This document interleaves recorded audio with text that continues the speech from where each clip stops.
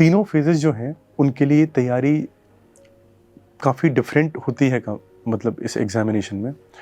अब हम शुरुआत से देखते हैं, जैसे प्रीलिम्स का एग्जामिनेशन है, तो सबसे पहली जो चीज़ हमें ध्यान रखनी चाहिए वो है सिलेबस का एनालिसिस और प्रीवियस ईयर पेपर्स का एनालिसिस।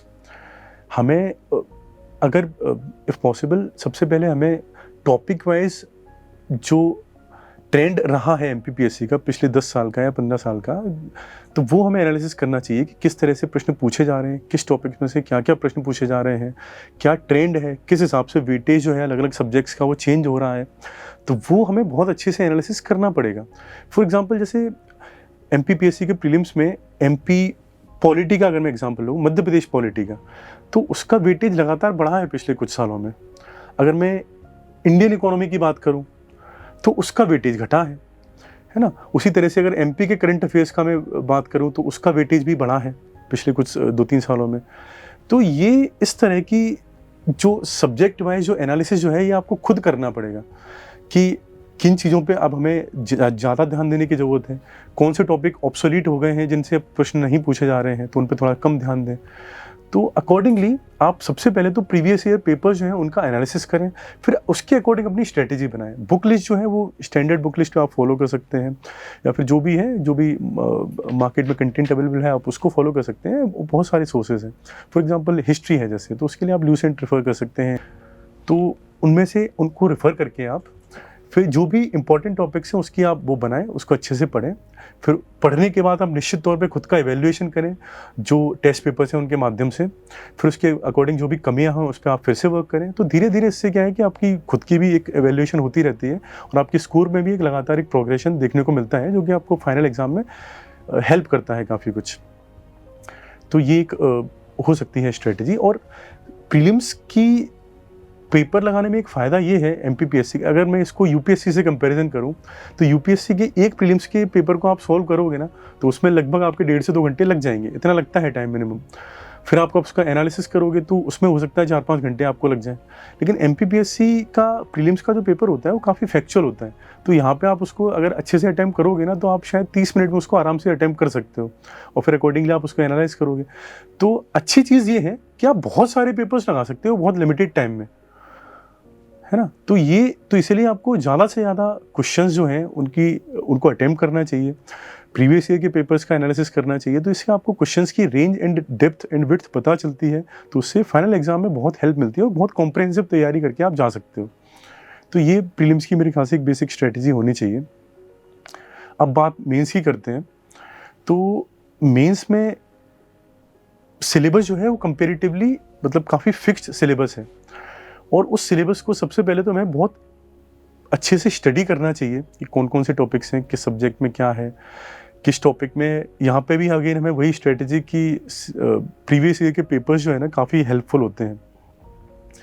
आप चूँकि 2020 में सिलेबस चेंज हुआ है, सिलेबस का थोड़ा-सा रीऑर्गनाइजेशन हुआ है और रेशनलाइजेशन हुआ है, लेकिन क्वेश्चंस की जो वैरायटी जो है वो चेक करने के लिए आप 2014 ऑनवर्ड्स की जो क्वेश्चन पेपर्स हैं उनको आराम से आप एनालिसिस कर सकते हैं कि वैरायटी ऑफ मतलब क्वेश्चंस किस तरह के आ रहे हैं, क्या क्वेश्चंस बहुत एनालिटिकल आ रहे हैं, क्या क्वेश्चंस डायरेक्ट आ रहे हैं। तो किस टॉपिक पे से किस तरह के क्वेश्चंस आ रहे हैं वो आप देखिए। अगेन यहाँ पे भी आप जो अनसॉल्व्ड या सॉल्व्ड पेपर जो हैं लास्ट ईयर के वो आप टॉपिक वाइज खरीद सकते हैं, फिर उनमें जो ट्रेंड में चेंज आ रहा है वो आप देख सकते हैं, कौन से टॉपिक्स बहुत इंपॉर्टेंट हैं वो आप देख सकते हैं और फिर उसके अकॉर्डिंग आप अपनी स्ट्रेटेजी देखिए। हर टॉपिक के सिलेबस के हर पर्टिकुलर जो कीवर्ड हैं, जो टॉपिक हैं, उन पर आप अपना एक कंटेंट तैयार करिए। कंटेंट वो ऐसा होना चाहिए कि बिल्कुल रेडी रिकॉर्डर टाइप का, कि मतलब ठीक है इस टॉपिक पे ये क्वेश्चन आएगा तो मैं इसको ऐसे डील करूँगा, इस पे ये 5 पॉइंट है जो मैं लिखूँगा या फिर ये 10 पॉइंट है जो लिखूँगा, इस पे ये पर्टिकुलर डायग्राम है जो मैं बनाऊँगा या फिर इस पे ये पर्टिकुलर 2 फैक्ट हैं जो मैं लिखूँगा, है ना? तो ये आपके बिल्कुल ऑन द टिप्स होने चाहिए, particularly for the important topics का। जैसे मैं एग्जाम्पल दूँ, फॉर एग्जाम्पल पेपर 1 की अगर अपन हिस्ट्री की बात करें तो मौर्यंस एक बहुत इंपॉर्टेंट टॉपिक है, या फिर अकबर की पॉलिसी जो है वो एक बहुत इंपॉर्टेंट टॉपिक है, मुगल एक बहुत इंपॉर्टेंट टॉपिक है, गुप्ता पीरियड एक बहुत इंपॉर्टेंट टॉपिक है। तो इस तरह से आप टॉपिक्स को आइडेंटिफाई करिए, है ना? ज्योग्राफी की अगर बात करें तो एमपी की जो ज्योग्राफी है उसमें से जैसे एग्रो इकोनॉमिक रीजन्स हैं, है ना? तो वो एक इंपॉर्टेंट टॉपिक्स की श्रेणी में आता है। ऐसे बहुत सारे टॉपिक्स हैं जिनको आप आइडेंटिफाई कर सकते हैं, उन पर अच्छा सा कंटेंट आप प्रिपेयर करें और इतने अच्छे से करें कि फाइनल एग्जाम में अगर क्वेश्चन उस पर्टिकुलर जगह से आता है तो आपको सोचने की जरूरत ना पड़े, क्योंकि मेंस में बहुत एक बड़ी प्रॉब्लम होती है कि आपके पास टाइम कंस्ट्रेंट बहुत होता है, आपको बहुत कम समय मिलता है कि उस क्वेश्चन को देख के उस पर रिएक्ट करने के लिए और सोचने के लिए। तो आप उसको अच्छे से तैयारी करेंगे, उसको कंटेंट को तैयार होगा तो आपको बहुत सोचने की आवश्यकता नहीं पड़ेगी, आप क्वेश्चन देखें उसको फटाफट से लिख दें। दूसरी एक जो चीज़ है वो ये है कि क्वेश्चन का आंसर जब हम लिखें तो वो क्वेश्चन की डिमांड को देखते हुए लिखें। देखिए, एक वो होता है कि हमने कोई भी टॉपिक है उसको तैयार किया है, उस पे हमने 200-300 वर्ड का मान लीजिए कंटेंट हमारे पास तैयार है। अच्छा, अब क्वेश्चन जो पूछा गया है 5 मार्कर जैसे है, तो उसके लिखने के लिए हमारे पास 9 लाइन्स होती हैं, सब मिला के कॉपी में जो स्पेस अवेलेबल होता है 9 लाइन्स का। अब उस 9 लाइन्स में जो गागर में सागर भरने वाली बात होती है कि इस पर्टिकुलर टॉपिक को हमारे पास जो इतना सारा कंटेंट है उसको क्वेश्चन की डिमांड के अनुरूप हमें बहुत छोटे और कंसाइज वे में एड्रेस करना होता है, बहुत लिमिटेड स्पेस में। तो वहाँ पे हमारा प्रयास ये रहना चाहिए कि हम अपने क्वेश्चन, अपने आंसर को बहुत स्ट्रक्चर्ड वे में, बहुत कम शब्दों में उसको लिखें। स्ट्रक्चर्ड वे में लिखने का एक तरीका ये होता है कि अपना आंसर जो है उसको आप कई सब हेडिंग्स में और हेडिंग्स में डिवाइड करें। तो जब कई सारी हेडिंग्स और सब हेडिंग्स में हम डिवाइड करते हैं तो एग्जामिनर को ये फील आता है कि ठीक है, इन्होंने कई एंगल से आंसर एड्रेस किया हुआ है, कई सारे पॉइंट्स इसमें दिए हुए हैं। फॉर एग्जाम्पल, आपने एक 9 लाइन जो आपको अवेलेबल है उसमें आप 3 या 4 सब हेडिंग बनाइए, 3 या 4 हेडिंग्स बनाइए आप, उसमें से फिर सब हेडिंग्स, उसमें से हर किसी हेडिंग में आप 3-3, 4-4 पॉइंट दे दीजिए। तो सब मिला के आपके 5 मार्कर एक क्वेश्चन में 8-9 पॉइंट हो गए, 3-4 सब हेडिंग हो गई। हो सके तो छोटा सा 2-3 फैक्ट दे दीजिए साइड में बॉक्स बना के, हो सके तो आप छोटा सा पाई चार्ट बना दीजिए अगर जहाँ पे आपको मौका मिल रहा है, या फिर छोटा सा बार ग्राफ बना दीजिए उस फैक्ट या उस चीज़ को रिप्रेजेंट करने के लिए जो आपने पढ़ी है। तो इनसे क्या होता है कि एनरिचमेंट होता है आंसर्स का, एक वैल्यू एडिशन होता है जो कि बहुत ज़रूरी है आपके आंसर्स को बाकी सारे जो नॉर्मल आंसर जो लिखे हुए हैं उनसे डिस्टिंग्विश करने के लिए। तो और दूसरा, प्रेजेंटेबल बनाने के लिए आपका आंसर्स प्रेजेंटेबल होना चाहिए। प्राइमा फेसी आपका आंसर एग्जामिनर को विजुअली अपीलिंग हो, मतलब वो देख के अच्छा लगे कि हाँ ठीक है, एक बहुत अच्छा आंसर लिखा हुआ है। दूसरा, आंसर ऐसा हो कि ठीक है, जो क्वेश्चन की जो पूछा गया था वो कोर डिमांड जो है क्वेश्चन की वो एड्रेस हो जाए। जो पूछा गया है वो डेफिनेटली हम बताएं, ये नहीं कि मतलब जो पूछा गया है हमने वो बताया नहीं, हमने अपना ज्ञान हम दिखा के आ गए, तो वो उस पर फिर आपको मार्क्स नहीं मिलेंगे। कोर डिमांड जो है क्वेश्चन की वो डेफिनेटली एड्रेस होनी चाहिए। क्वेश्चन आपका बहुत सारे मल्टीपल पार्ट्स में टूटा हुआ होना चाहिए जिससे ऐसा लगे कि वो स्ट्रक्चर्ड है। तीसरा जो है वो एक होलिस्टिकली एड्रेस, उसमें मल्टी डायमेंशनल पर्सपेक्टिव से आप लिखें उस क्वेश्चन को। आप क्वेश्चन को सिर्फ एक लीगल पर्सपेक्टिव से ना उसका आंसर लिखें, या फिर एक एडमिनिस्ट्रेटिव पर्सपेक्टिव से उसका आंसर ना लिखें। आपको मल्टी डायमेंशनल आंसर लिखना पड़ेगा। वो हिस्टोरिकल पर्सपेक्टिव हो सकता है, उसका इकोनॉमिक पर्सपेक्टिव हो सकता है, सोशल पर्सपेक्टिव हो सकता है। तो जितना ज़्यादा आप होलिस्टिकली उसके डिफरेंट डायमेंशन देने की कोशिश करेंगे अपने आंसर में, उतने अच्छे आपको मार्क्स मिलेंगे, उतने ज़्यादा आपको पॉइंट्स मिलेंगे अपने आंसर लिखने के लिए। तो मुझे लगता है कि एक बहुत अच्छी स्ट्रेटजी है मेंस के आंसर्स को लिखने की।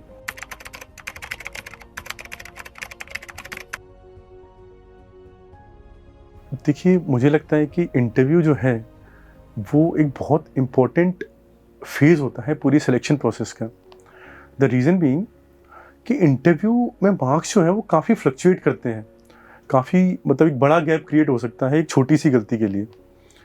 तो इसलिए इंटरव्यू की बहुत होलिस्टिक तरीके से प्रिपरेशन करना बहुत ज़रूरी है। और इंटरव्यू काफ़ी बार ये बिलीफ रहता है कि इंटरव्यू काफ़ी कुछ लक पे चलता है या बहुत कुछ दिन पे, देखिए फ्लूक पे डिपेंड करता है। नहीं, इंटरव्यू की होलिस्टिकली तैयारी की जा सकती है और इंटरव्यू की तैयारी उतनी ही सिंसेरिटी और स्ट्रेटेजी के साथ करनी चाहिए जितनी कि आपने प्रीलिम्स और मेंस की है।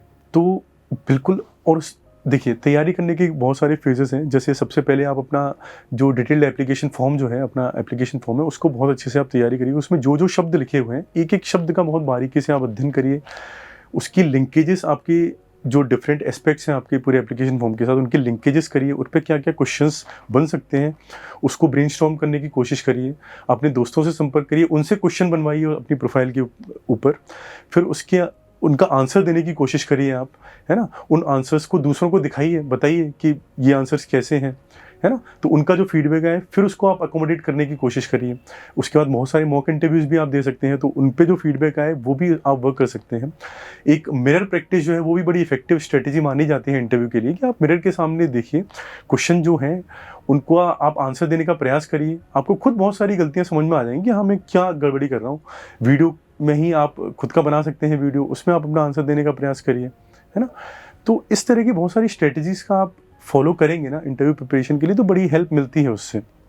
अच्छा, अब इंटरव्यू के जो अपने आंसर्स होते हैं ना, interview is a basic test of your personality, और आपकी पर्सनैलिटी का बहुत इंपॉर्टेंट एस्पेक्ट होता है कि आपकी अवेयरनेस कितनी है, आपको नॉलेज कितनी है, आप चीज़ों को प्रेजेंट कितने अच्छे से करते हो, और आप प्रेशर सिचुएशन को हैंडल कितने अच्छे तरीके से करते हो। ये सारे जो एस्पेक्ट्स हैं ये आपकी पर्सनैलिटी का पार्ट है, और इन सारे एस्पेक्ट्स पे हमें तैयारी करनी चाहिए, और बहुत अच्छे तरीके से हम कर सकते हैं। फॉर एग्ज़ाम्पल, जैसे आपकी अवेयरनेस की अगर अपन बात करें, तो जैसे आपका होम टाउन है, जैसे मेरे होम टाउन मान लीजिए मुरैना है, तो मुझे ये अवेयरनेस होनी चाहिए कि मुरैना ज़िले की क्या समस्याएँ हैं, और उन समस्याओं को मैं कैसे डील कर सकता हूँ। तो जब भी अगर मान लीजिए इंटरव्यू में मुझसे ये क्वेश्चन पूछा जाए कि भई क्या समस्या है, तो मैं जैसे बताऊँगा कि भई वहाँ पे गन कल्चर है, या फिर वहाँ पे रिवाइंस की समस्या है। तो उन समस्याओं को सॉल्व करने के लिए मेरे पास एक आंसर होना चाहिए, है ना? तो ये दिखाएगा कि ठीक है, आप चीज़ों को एनालाइज़ करना जानते हो, आपको पता है, आपकी अवेयरनेस है, आपकी जो प्रोफ़ाइल है उसके बारे में, या फिर जो आपका बैकग्राउंड रहा है उसके बारे में, और उन चीज़ों के बारे में आप सोचते भी हो। आप और फिर उनको सॉल्यूशन ओरिएंटेड अप्रोच से आप एक देखते भी हो, है ना? तो ये एक आपकी पर्सनैलिटी का बहुत महत्वपूर्ण पार्ट होता है, तो इसको आप अच्छे से अध्ययन करें इसका, उसका आंसर देने का आप प्रयास करें, और उसमें जो गलतियाँ हो रही हैं उसको आप दूसरों से फीडबैक लें, और उसका फिर आप फीडबैक पे वर्क करके उसको सुधार करने की कोशिश करें, है ना? तो ये एक बेसिक स्ट्रैटेजी होनी चाहिए इंटरव्यू की। और डेफ़िनेटली आपका प्रेज़ेंटेशन जो है वो बहुत मैटर करता है ना? तो आपकी प्रेज़ेंटेशन जो है एक अच्छी कॉन्फिडेंट पर्सनैलिटी का होना चाहिए। एक ऐसे व्यक्ति का होना चाहिए जो एक बहुत होलिस्टिक तरीके से चीज़ों को देखता है, न सिर्फ लीगल पर्सपेक्टिव से या फिर सिर्फ इकोनॉमिक पर्सपेक्टिव से, बल्कि एडमिनिस्ट्रेटिव पर्सपेक्टिव से भी, इकोलॉजिकल पर्सपेक्टिव से भी, है ना? समाज पे उसका क्या प्रभाव पड़ेगा उस पर्सपेक्टिव से भी। तो क्योंकि ये प्रशासन का एक बेसिक काम है ना? कि जो भी संसाधन अवेलेबल है हमारे पास, या फिर जो भी मैन पावर अवेलेबल है हमारे पास, उनको कैसे एफिशिएंट तरीके से प्रॉब्लम के सॉल्यूशन में हम यूटिलाइज़ करें, जिससे कि प्रॉब्लम शॉर्ट टर्म में, न सिर्फ शॉर्ट टर्म में सॉल्व हो, बल्कि एक लॉन्ग टर्म में भी उसका एक सॉल्यूशन हम डिवाइस कर पाएँ, है ना? तो अपने आंसर को भी आप उस तरीके से स्ट्रक्चर करिए कि ठीक है सर, ये प्रॉब्लम है, इसका शॉर्ट टर्म सॉल्यूशन ये है, इसका लॉन्ग टर्म सॉल्यूशन ये है, इसका पहले फेज़ में मैं ये सॉल्यूशन करूँगा, दूसरे फेज़ में मैं ये सॉल्यूशन करूँगा, है ना? इसमें मैं सोशल पर्सपेक्टिव से इस तरीके से कोशिश करूँगा इसको डील करने की, फाइनेंशियल कंस्ट्रेंट ये है तो इनको ऐसे में वो करूँगा। इनोवेशन की भी बहुत मतलब एक प्राथमिकता दी जाती है बोर्ड के द्वारा मेरे हिसाब से। तो आप अपने सॉल्यूशंस को एक इनोवेटिव तरीके से भी अप्रोच करने की कोशिश करें। मुझे लगता है कि बहुत सारी समस्याएँ जो हैं हमारी सोसाइटी में, वो 3 बेसिक चीज़ें जो है ना उनके ज़रिए सॉल्व की जा सकती हैं। कम्युनिटी का इन्वॉल्वमेंट, टेक्नोलॉजी का यूज़, और एक फिजिकल प्रेजेंस मतलब जैसे मैं पुलिस ऑफिसर हूँ, है ना? तो मैं पुलिस ऑफिसर हूँ, तो अगर मैं जो प्रॉब्लम अफेक्टेड एरियाज़ है ना, फॉर एग्जांपल रिवाइंस जैसे डकैती की, जैसे लॉ एंड ऑर्डर की समस्या है ना, तो मैं जो अफेक्टेड एरियाज़ हैं या जो सेंसिटिव एरियाज़ हैं, अगर मैं पेट्रोलिंग बढ़ा दूँ अपनी फोर्स की, या फिर मैं व्यक्तिगत जाके भी अगर मैं वहाँ पे पेट्रोलिंग की फ्रीक्वेंसी, इंटेंसिटी बढ़ा दूँ, तो हो सकता है वो प्रॉब्लम कुछ हद तक कम हो जाएगी, है ना? तो मुझे लगता है कि ये 3 चीज़ें जो हैं, पेट्रोलिंग या फिजिकल प्रेजेंस या ग्राउंड टूर्स जो भी हम उनको बोलें, दूसरा कम्युनिटी का इन्वॉल्वमेंट, और तीसरा टेक्नोलॉजी, इन तीनों चीज़ों का आंसर का यूज़ हमें अपने आंसर्स में करना चाहिए इंटरव्यू में, है ना? बल्कि मेंस में भी अगर हो सके तो इनका यूज़ करें आप अपने आंसर्स में, तो काफ़ी हेल्प मिलती है मेरे हिसाब से अपने व्यू पॉइंट को और अच्छा कॉम्प्रिहेंसिव बनाने में। मैं बिल्कुल यही कहना चाहूँगा कि सिविल सर्विसेज की जो प्रिपरेशन है वो अपने आप में एक मैराथन है, वो एक 100 मीटर की रेस नहीं है ना? और वो जस्ट आपकी सिर्फ एक नॉलेज का या आपकी इंटेलिजेंस का ये टेस्ट नहीं है। ये टेस्ट है आपके एटीट्यूड का, कि आप दुनिया को किस तरह से देखते हो, है ना? कि आप किसी भी समस्या को कैसे सॉल्व करते हो, कि आप में पर्सपिरेशन कितना है ना? आप में डिलीजेंस कितना है, कितनी मेहनती हो आप, है ना? बहुत सारी चीज़ों का ये टेस्ट है, ये एग्ज़ाम। तो पूरे पेशेंस के साथ, पूरे परसिवरेंस के साथ, पूरे धैर्य और निष्ठा के साथ आप इस एग्ज़ाम को अप्रोच करें, है ना?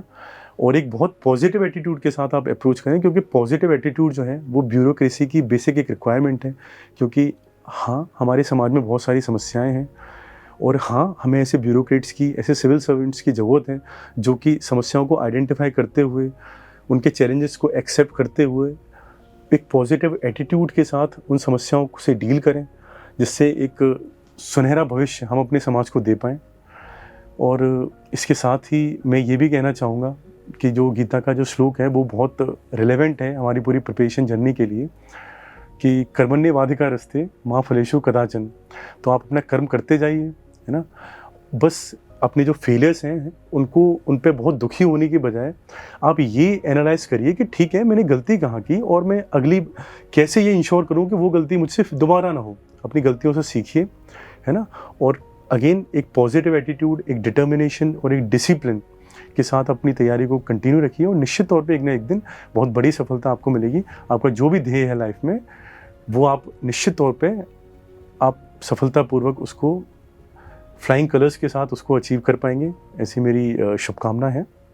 Thank you.